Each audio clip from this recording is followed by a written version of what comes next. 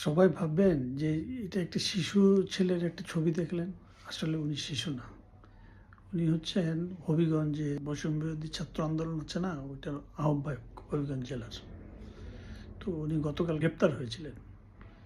তো গ্রেপ্তার হওয়ার ১৫ ঘন্টার পর আজকে আবার জামিনে মুক্ত হয়েছে।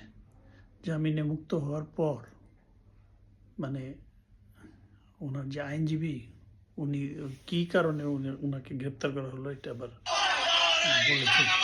ভিডিওটা শুনুন। এগুলার অবদান রাষ্ট্র পুনর্গঠনে যথেষ্ট ভূমিকা রাখছে। তাদের তো ত্রুটি বিচ্যুতি হইতেই পারে।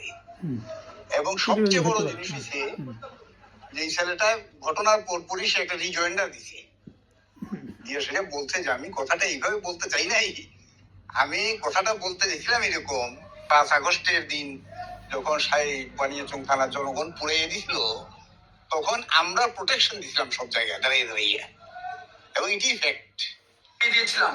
এসআই সন্তুষ্টি কিন্তু আমরা চালিয়ে দিয়েছিলাম।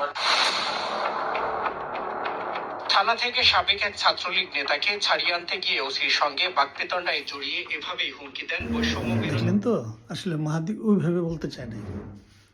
উনি জাস্ট খালি স্লিপ অফ টাং হয়ে গেছে। উনি রিজয়েন্ডারে উনি বলেছেন আমার একটা স্লিপ অফ টাং হয়ে গেছে। আসলে আমি আগুনে পুড়িয়ে দিয়েছিলাম, এটা আসলে আমি বলতে চাইনি। জনগণ পুড়িয়েছে, আমরা ফিরিয়েছি।